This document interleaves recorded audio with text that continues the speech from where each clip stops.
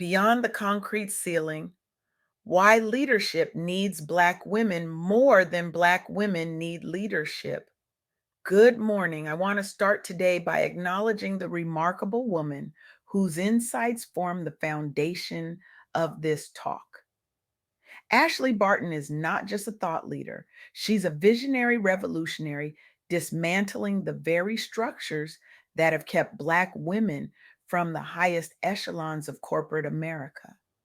Through her groundbreaking research and fearless advocacy, she's illuminating paths that were deliberately kept in darkness. Her work isn't just changing organizations, it's transforming lives, reshaping futures, and redefining what leadership can and should look like in the 21st century. I recently had the privilege of interviewing Ashley, and what she shared wasn't just informative, it was earth shattering. It challenged everything I thought I knew about leadership advancement. Today, I want to take you on a journey through these revelations because they demand not just our attention, but our action. We've all seen the statistics about diversity in leadership. We've heard the corporate pledges, witnessed the initiatives, read the mission statements, but something fundamental isn't working. And today we're going to confront why. Head on, no sugarcoating, no corporate speak, just raw, uncomfortable truth. Let me start with the most counterintuitive insight from my conversation with Ashley Barton. Black women are not underrepresented in leadership because they lack ambition, education, or confidence. This narrative, this comfortable fiction we've allowed ourselves to believe, crumbles under the weight of reality. Black women are earning advanced degrees at higher rates than any other demographic group in America. They are overqualified, overcredentialed, and overwhelmingly ready. The real barrier isn't individual readiness, it's persistent organizational systems deliberately designed to exclude authentic Black female leadership styles. Systems that reward assimilation over authenticity. Systems that mistake confidence for aggression. Systems that claim to value diversity while punishing its actual expression. This insight doesn't just shift our understanding, it shatters it. We've been trying to fix the wrong thing. We've been focused on fixing the pipeline when we should be demolishing and rebuilding the structures that pipeline leads to.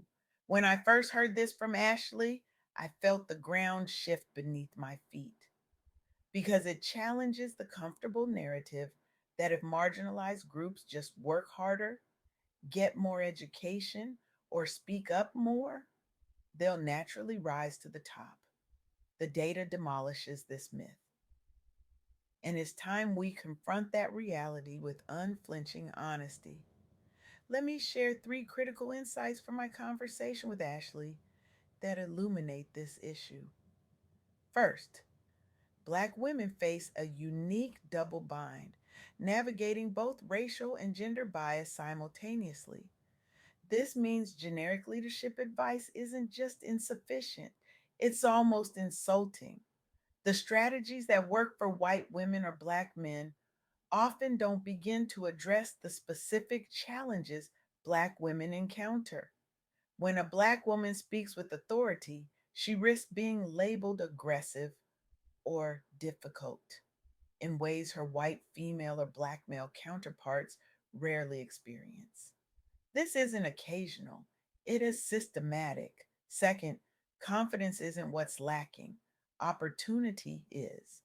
Despite impressive educational attainment, only 1% of C suite positions are held by Black women. 1%. Let that number sink in. That's far below their representation in the workforce. The talent isn't just there, it's overflowing, untapped, and increasingly frustrated. The pathways aren't just narrow, they're often non existent. Third, meaningful progress requires intentional, disruptive action from organizations, promoting from within, investing in sponsorship, not just mentorship, and redesigning advancement pathways to value diverse leadership styles rather than expecting assimilation into traditional molds. This isn't about minor adjustments, it's about fundamental transformation. These insights aren't theoretical abstractions. They're playing out in real time in organizations across America. And to understand how this works in practice, I want to share some powerful stories Ashley discussed during our conversation. Let's start with the Sunda Brown Duckett, the CEO of TIAA, a major financial services organization serving educators and nonprofits. Duckett is one of only two Black women CEOs on the entire Fortune 500 list for 2025. Two out of 500. That's not just a statistic, it's a damning indictment of American corporate culture. Throughout her career, Duckett faced barriers common for Black women leaders, skepticism about her readiness for top roles, and limited access to informal executive networks. But she found ways forward, not because the system worked, but because she refused to let it defeat her. She leveraged internal promotions while championing diversity initiatives within her organizations. Her focus on mentoring other women of color helped create pathways for those following behind her.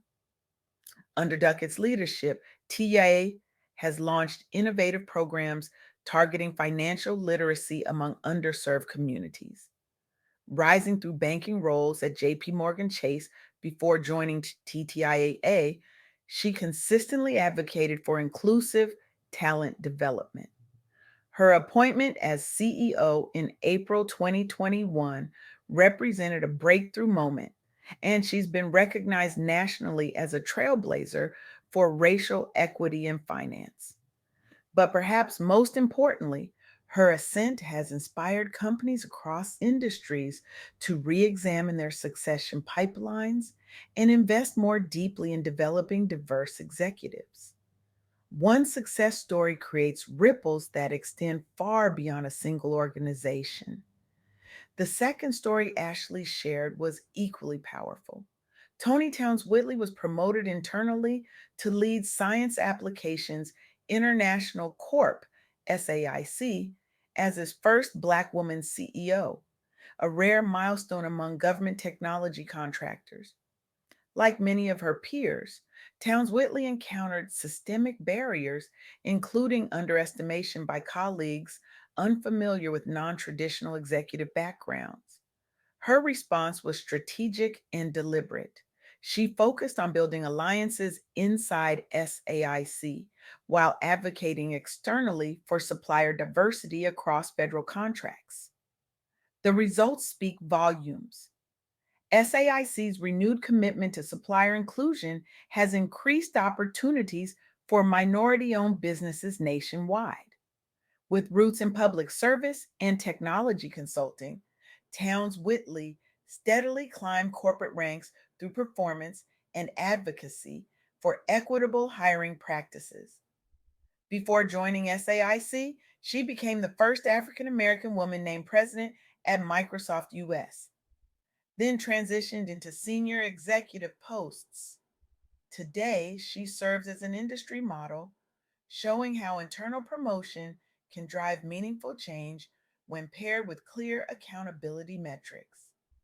These stories matter because they show what's possible, but they also highlight how rare these breakthroughs remain. Two Black women CEOs in the Fortune 500. Two, that's not a pipeline problem. That's a systemic problem. That's a choice organizations are making every single day. And addressing systemic problems requires systemic solutions. That's where the remarkable work of executive coach Chi Blackman comes in. Ashley shared how Blackman partners directly with corporations seeking measurable results around advancing talented mid career professionals, especially aspiring C suite leaders who are often overlooked due to systemic bias. Blackman's clients frequently report stalled promotions despite stellar credentials. Many cite lack of sponsorship, not just mentorship, as a critical missing piece. In response, her programs focus on targeted sponsorship arrangements, pairing rising stars with influential advocates. She also conducts organizational culture audits that surface hidden barriers impacting promotion rates. The outcomes are transformative. Multiple participants have secured VP level or higher appointments after completing program tracks designed by Blackmon. Companies report improved retention rates among high potential employees from historically marginalized groups.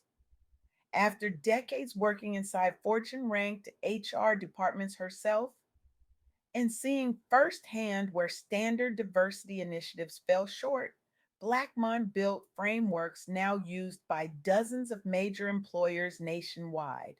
These interventions help shift company mindsets away from seeing diversity work solely as compliance toward recognizing it as essential business strategy driving innovation. What these stories reveal is that progress is possible, but it requires intentional, sustained effort.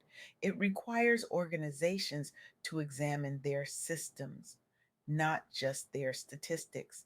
And it requires all of us to challenge our assumptions about what leadership looks like. For Black women navigating these systems, remember this: the barriers you face aren't a reflection of your capabilities, they're a reflection of systems that weren't designed with you in mind. Your journey may be more challenging, but your leadership is needed now more than ever. As Ashley Barton's research shows, the future of leadership, it's not about assimilation, it's about transformation.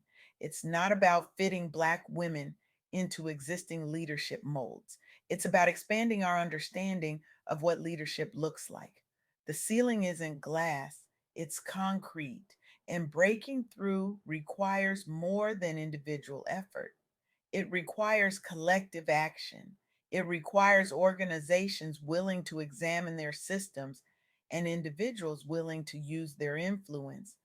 But when that happens, when organizations create pathways that value authentic leadership, and when individuals step up as sponsors and advocates, the possibilities are limitless. We've seen it with the Sunda Brown Duckett. We've seen it with Tony Towns Whitley. And we can see it in organizations across America if we're willing to do the work. So I leave you with this challenge. What if we stopped asking whether Black women are ready for leadership and started asking whether leadership is ready for Black women? What if we recognized that the very qualities that have been used to exclude Black women, their authenticity, their directness, their unwillingness to compromise their values, are exactly what our organizations desperately need? The question isn't whether Black women are ready for leadership, they are. The question is whether our organizations are ready to recognize and elevate the leadership that's already there. I believe they can be. I believe we can create workplaces where leadership pathways are accessible to everyone with the talent and drive to pursue them. I believe we can build systems that value diverse perspectives and authentic voices. But it won't happen automatically. It requires intention, it requires action, it requires disruption, it requires you. So, what will you do today to create pathways for authentic leadership in your organization? How will you use your influence to ensure that the next generation of leaders reflects the full diversity of talent in our workforce? The concrete ceiling is waiting to be shattered. And together we will break it. Not because it's easy, but because our future depends on it. Not because it's comfortable, but because it's right. Not because we have to, but because we refuse to accept anything less. Thank you